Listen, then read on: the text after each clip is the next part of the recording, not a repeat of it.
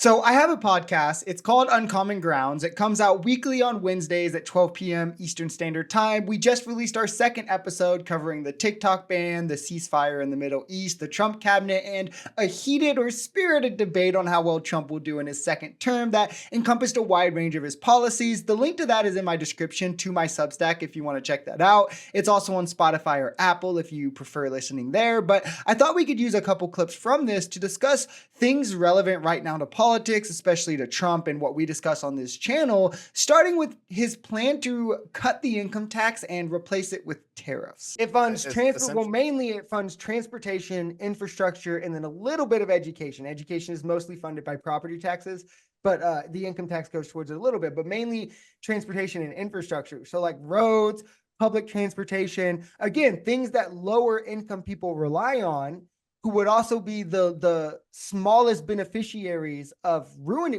taking from this tax. Well, also they would have the heaviest impact in terms of prices going up.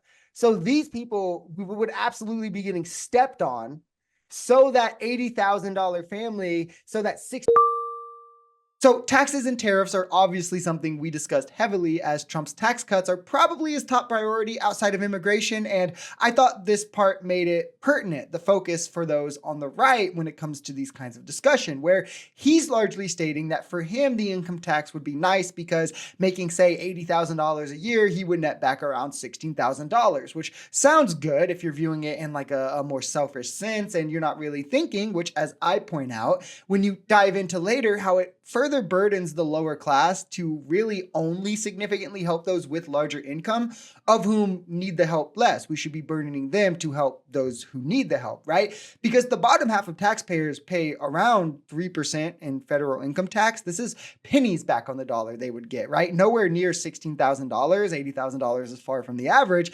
However, the downstream effects of what the income tax would fund, right? Public transit and infrastructure being the big ones, would have a massive detriment. These would be negatively eroded from that the middle and lower class rely on a lot more, all replaced by tariffs, which again will raise prices without fully making up the revenue that we are going to lose from cutting the income tax. To do that, the tariffs would have to be so massive that the average family would be coming out of pocket like $4,000, $5,000, which again is an insurmountable amount for the lower and even middle class families. Also, that again, wealthier households can get a massive break that these smaller households or single person who only makes $40,000 a year isn't really going to feel. Everyone feels like they're fighting for their life because they're desperate under the strain of capitalism, because like income inequality and poverty and things have become worse and worse over time because we've allowed more and more privatization of different industries. And I mean, capitalization just leads to things like this, right? Which then inherently is going to split up the family, is going to split up community, community, communism, community. I'm just saying, capitalism is the erosion of that. I don't remember exactly what the conversation was in this part, but I think maybe childcare costs or something. But I do have to sneak my capitalism rants in there where I can, but it's definitely true. I will stand on that hill, right? I will die on it. A lot of these things that are essentially the erosion of community that Republicans will a lot of the time try to blame on Democrats or other culture war things. To that respect, Democrats will blame conservatives for it, right? But from like the closeness of the family to a sense of unity, etc., these are because of capitalism. That's why these are eroding away. Capitalism as an economic system forces you into this mental state of constant desperation, whether consciously or subconsciously, because you have to perform. It's where you have to achieve or else you're going to die. It's not just fail, but you're going to starve. You're going to be homeless. Like you're going to be left without. If you do not have, you will not get. So you better take.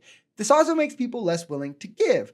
It's harder to be a family when both people are stressed by crippling debt, so maybe that's kind of swallowing them emotionally, or they're forced to work 40 hours a week. How much time do you even have to dedicate to family, right? Potentially working multiple jobs. That maybe their parents too, right? They're doing that. So their parents can't help them with childcare because they can't retire yet because, economic strain. So they have no one to help with the kids. So on top of having to do this, they're forced to pay thousands of dollars a month in childcare just so they can work, just so they can pay their bills. But yeah, it's probably like the Democrats and their policies, not this ever-present fear of struggling or desperation at not being able to, or depression, I should say, at not being able to afford your dreams. Because I think the public school system is an abomination. I think it's horrible.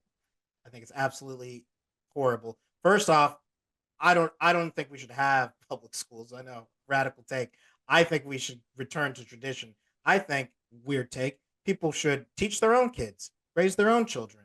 We did it for, I don't know, all of human history until like 200 years ago, and it was great. Some of our greatest thinkers were taught by their parents, like our founding fathers. How So you'll have to watch the episode for the full takedown of this insane position, but I think I pretty swiftly pointed out how there's many flaws in the idea of removing public school and pushing for homeschooling for everyone. Kind of insane, especially in this Trump economy. I mean, have you looked at the price of eggs? But in all seriousness, obviously, the conversation when you talk about getting rid of public school then becomes replacing it with private schools mainly, right? Which nobody wants to talk about what this means for the special needs community, of which is largely deemed unprofitable in private schools. This is an issue I've firsthand dealt with as an RBT with my clients, right? Not to mention this would, again, weigh on the lowest income members of society. As we already see in voucher programs, the vouchers aren't enough to cover the entire bill of most private schools. They just go towards covering most of it.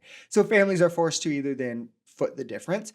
It's usually around $10,000. Vouchers are usually 10 to 12 to 13,000. The private schools on the low end are usually 20 to 30,000. So like low end, again, 10,000. If you're running high end, 20, 30,000 is what you're footing. Or you could send them to the super small Uber like Christian private schools that are niche at this point, so this is if you have one around you, but these are the ones that are typically $8,000 or $9,000 who teach things like, gay people are the devil because they're not regulated at all. Again, they're like super right-wing Christian fundamentalists. So if you're like a same-sex family, you're also just not going to want to do that. This causes more issues, more friction here in an education system that you want to be as seamless as possible. And the issue with making this a program for everyone then on top of what we already see here is the amount of money for vouchers then just goes down because the pot doesn't get any bigger.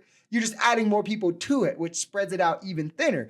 Unless you're going to then raise taxes to fund more money for vouchers, which in that case, what is the point of this anyway? You're complicating things for no reason. You're undoing a regulated system just because of the problems we see due to it being underfunded to then have to create a new system, hope it's as seamless, try to regulate it to the same extent we have the one currently, to then just increase the funding when you could just cut out all these extra steps and do that with public schools. So this, again, is just going to leave lower income families with like a minimum $10,000 education bill a year, or good luck homeschooling, which if it's the family I spoke about earlier with the two parents already working 40 hours a week to just barely afford bills, how do they find time to homeschool, right? Add on top of that, the extra $4,000 of costs you could see from tariffs if he's cutting the income taxes, right?